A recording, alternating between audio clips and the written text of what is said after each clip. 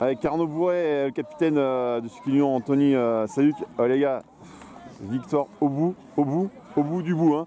Victoire 9-8 au penalty après 2-2, vous mettez mené 2-0, vous revenez dans la partie. Le match était un match de coupe. Hein. Les deux équipes auraient pu tuer le match. En tout cas, l'extérieur, c'était vraiment passionnant. Et Anthony, tu fais au penalty, tu arrêtes le penalty décisif. C'est toi qui qualifie ton équipe, ton sentiment. Ouais, je le devais un peu parce que deuxième but, je prends un corner rentrant, c'est dur quoi.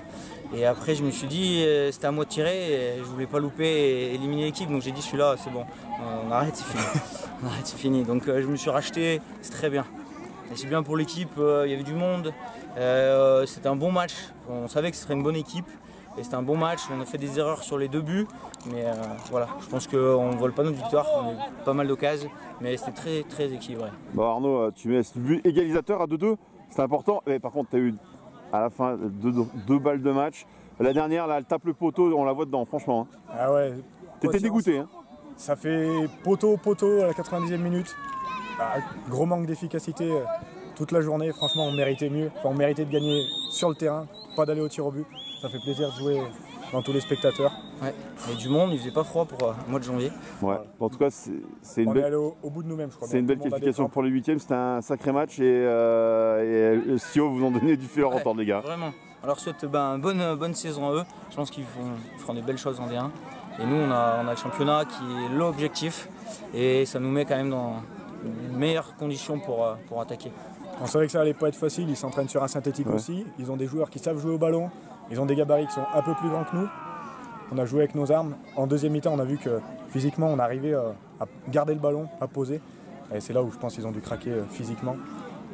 Mais on est mort aussi. En tout cas, rendez-vous en 8e. Tirage ce mardi.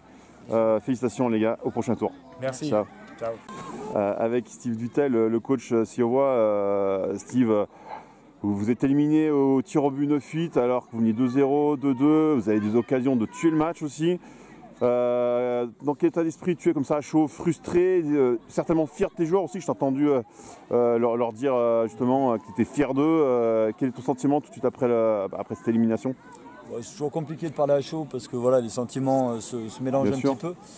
Après, il faudra avoir un petit peu de recul pour analyser ce qui a fonctionné, ce qui a moins fonctionné, même si je retire que des points positifs sur ce match.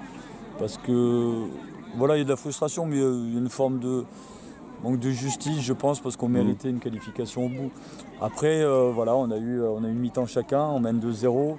On a un penalty un petit peu contre le cours du jeu qui les relance alors qu'on était bien.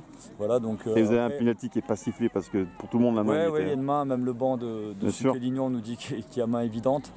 Donc ce qui peut changer le cours du jeu, après c'est des faits d'arbitrage, donc je ne vais pas m'arrêter là-dessus. Mais voilà, donc une mi-temps chacun, ça les relance dans le match. Après la donne psychologique, elle change de côté. Bien sûr.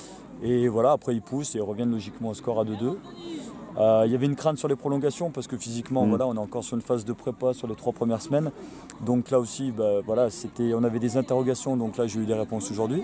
Il nous en manque un petit peu, mais on est quand même un petit peu en avance aussi pour la reprise du championnat, donc ça c'est positif.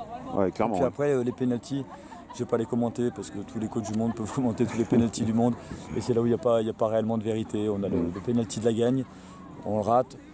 C'est pas très grave, je ne m'arrêterai pas là-dessus. Voilà, donc la finalité, c'est qu'on est éliminé ce soir, donc on va se recentrer sur le championnat qui est quand même un objectif. Et puis oui, clairement, parce que vous êtes actuellement le leader. Hein. Oui, on est leader avec 4 points d'avance. Voilà, il va falloir réembrayer à partir du 16 février parce que on a encore avec ce calendrier un laps de temps qu'il va falloir combler. Donc on va essayer d'apporter un peu des correctifs et continuer de travailler. Mais voilà, c'est quand même hyper positif. Et du coup, peut-être qu'on s'échappera moins avec cette coupe et qu'on va se recentrer sur le championnat en espérant qu'il y ait quelque chose au bout. En tout cas, de l'extérieur, c'était un super match à vivre. On en a parlé en off. Franchement, c'était un super match à vivre. Il y a eu de la vie, ouais. Ah ouais, il y a des matchs de merde. Mais celui-là, franchement, il était lion. C'est ça. Et tant qu'il y a de la vie, il y a de l'espoir. Merci, Steve. Merci à toi.